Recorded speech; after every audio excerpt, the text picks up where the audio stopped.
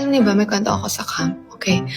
So, as in, sa sobrang stupid ko, naglalakad lang ako, and then when I suddenly turn around, you know, ang weird kasi it's like I don't stay at camp for like, if I didn't, it's like I didn't stay in that camp for a long time. So, when I was there, bigla akong gumanon ako. Tapos may poste nandun.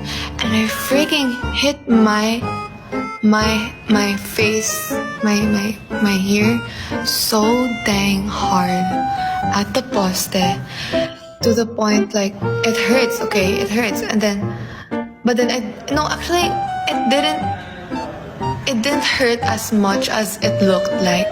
So when I looked at the mirror, like, ang lakas ng tunog It was like, parang ganon. Tapos, when I